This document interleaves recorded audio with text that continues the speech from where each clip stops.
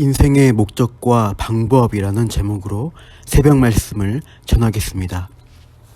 오늘 본문 누가복음 4장에는 예수님이 받으신 세 가지 시험이 나옵니다. 공교롭게도 마태복음 4장에도 이 세 가지 시험이 나옵니다. 내용상 거의 비슷하지만 차이점이 있습니다. 특히 두 번째 시험과 세 번째 시험의 순서가 바뀌어 있다는 점에서 그렇습니다. 성경에서는 강조하는 것을 뒤쪽에 두는 경향이 있습니다.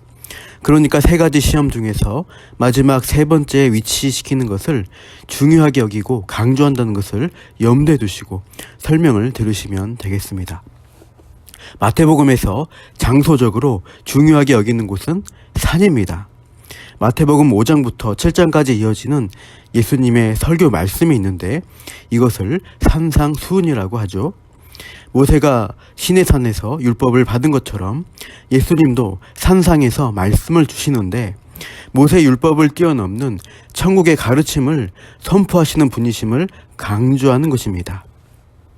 그리고 마태복음 맨 마지막 장면인 28장 끝에서 지상 명령을 내리시는 장소도 역시 갈릴리의 한 산에서 하신 것으로 표현되어 있습니다.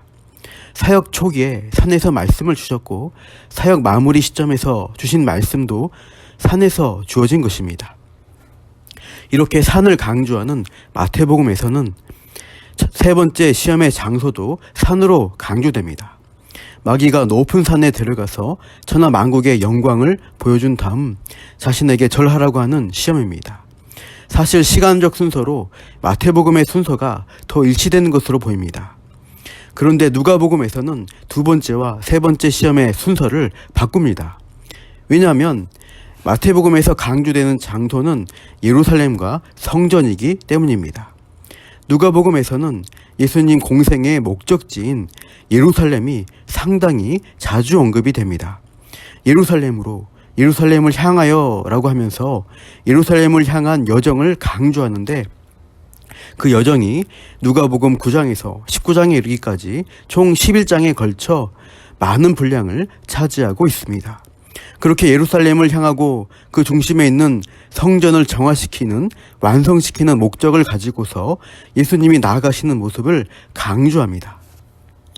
이렇게 누가복음에서는 예루살렘과 성전을 강조하기에 세 가지 시험에 있어서도 마지막 세 번째 시험을 성전 꼭대기로 세웠던 장면을 배치했다고 할 수 있습니다. 성전에서의 시험을 이기신 장면으로 공생애를 멋지게 시작하시고 공생애 마지막에도 예루살렘 성전에서 사역의 대미를 장식하시며 십자가로 승리하는 것으로 모든 사역을 완수하시게 되는 것입니다.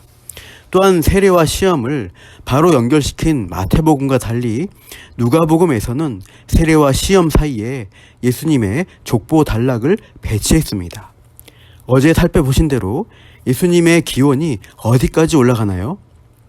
네, 아담에게까지 올라감으로써 온 세상 인류의 한 사람, 즉 사람의 아들로서의 면모를 강조하면서도 나아가 아담이 하나님에게까지 연결시켜서 신적 신분을 가지신 분임을 동시에 드러냅니다. 신성과 인성을 가지신 분으로서, 즉 하나님의 아들로서 사람의 아들이신 분이 예수님이시라는 것을 밝힙니다. 예수님은 하나님의 아들이지만 동시에 아담의 아들로서 첫 번째 사람 아담이 실패했던 시험에 도전장을 내미십니다. 인류의 대표자로 나서시는 것이죠.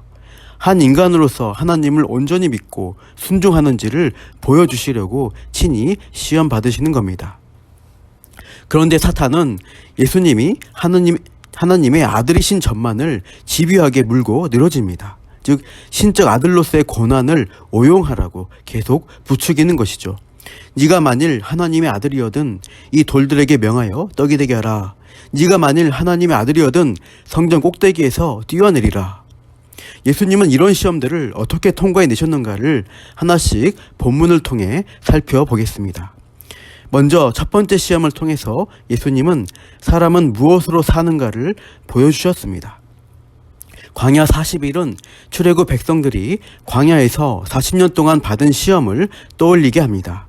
출애굽 백성들이 광야에서 40년 동안 가장 많이 받은 시험, 일종의 훈련은 먹는 문제였습니다. 먹을 게 아무것도 없는 생존이 불가능한 땅인 광야에서 사람이 무엇으로 살 수 있는가 했을 때 땅에서는 먹고 살 게 없으니까 하나님이 하늘에서 내려주시는 만나로서 하나님 백성이 살아가게 해주셨습니다.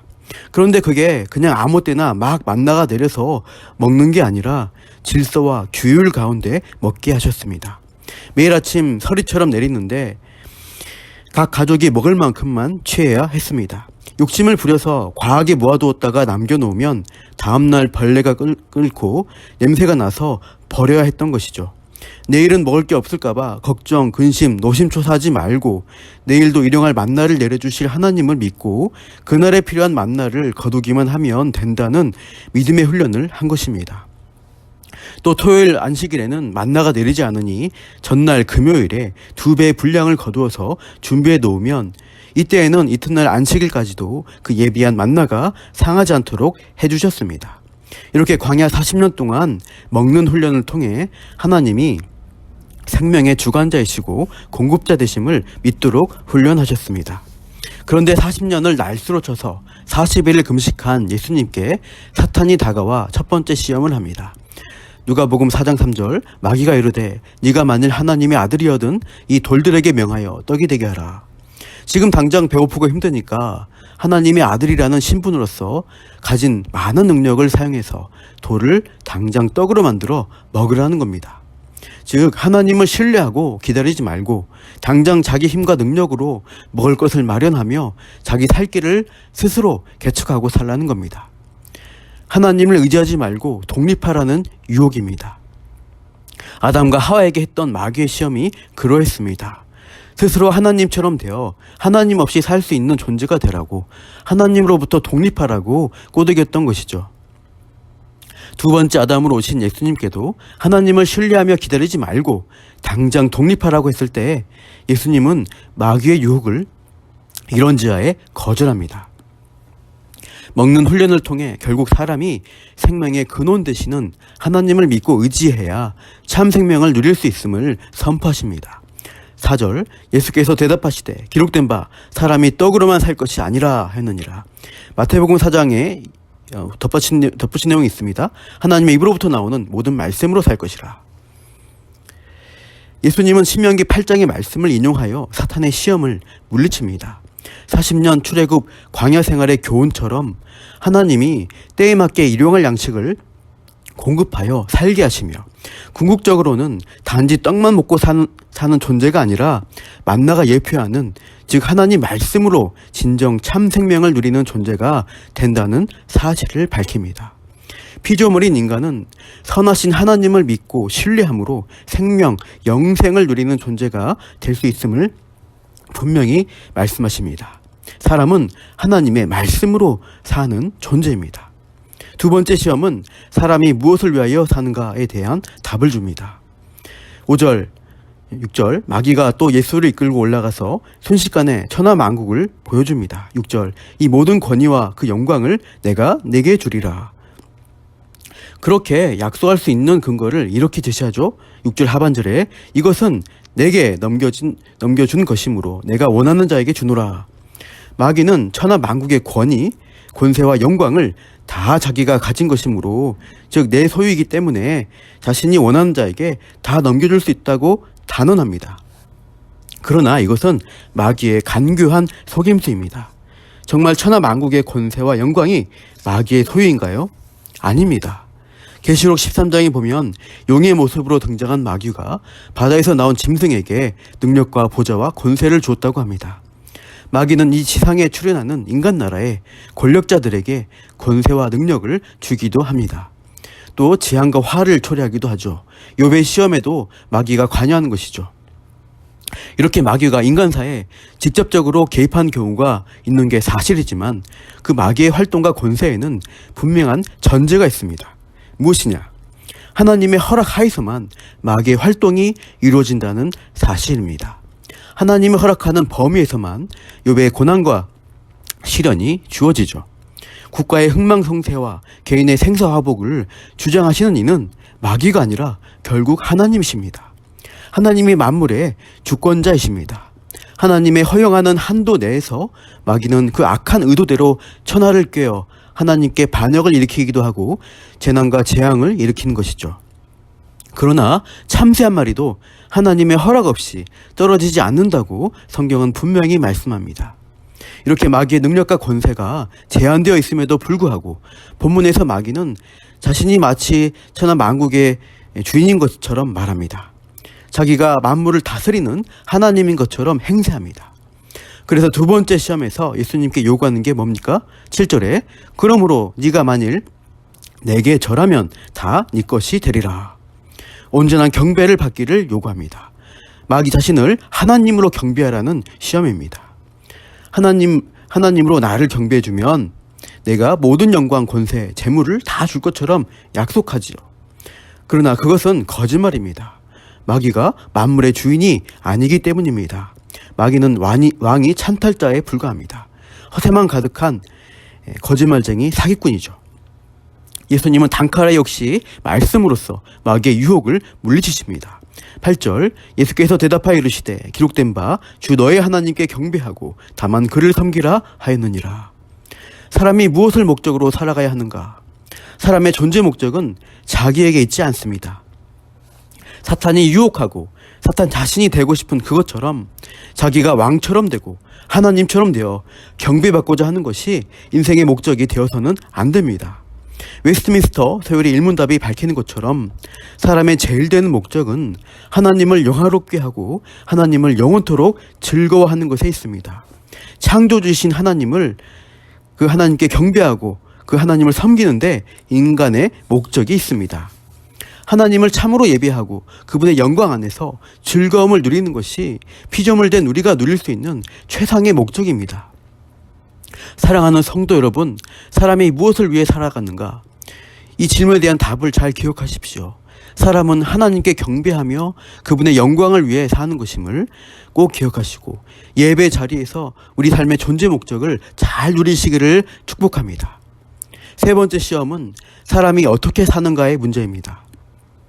마귀는 예수님을 예루살렘 성전 꼭대기로 데려가 세웁니다. 네가 만일 하나님의 아들이거든 여기서 뛰어내리라. 그리고서는 다른 이유도 아닌 교묘하게 성경 말씀을 근거로 제시합니다.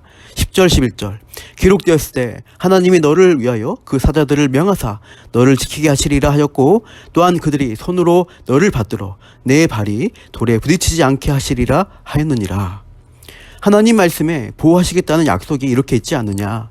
천사들을 보내셔서 보호해 주신다고 하는데 그 하나님 말씀이 맞는지를 확인해 보라고 유혹합니다. 하나님의 아들이라는 특권과 하나님 말씀의 약속을 마음껏 활용하라고 부추기는 것입니다. 특히 성전은 하나님의 임재와 피난처를 상징하기에 그 성전 꼭대기에서 떨어지는 아들을 아버지가 보호하실 것은 분명하지 않겠냐는 그림이 딱 그려질 수 있습니다. 그러나 예수님은 어떻게 대응하시는가? 12절 예수께서 대답하여 이르시되 주 너의 하나님을 시험하지 말라 하였느니라. 이런 식으로 하나님을 시험하는 것은 바른 신앙이 아니라고 말씀합니다. 위기에 처했을 때 즉각 구원해 주시거나 보호해 주지 않으면 하나님으로 믿지 않겠다는 태도로 규결될 뿐입니다. 내가 정성을 다했을 때 그에 상하거나 더 좋은 것을 내놓지 않으면 하나님으로 인정하지 않겠다는 태도는 샤머니즘 신앙과 다르지 않습니다. 내 뜻과 내 목적을 이루기 위한 수단으로 하나님을 이용하고 조종하려는 기복 신앙입니다.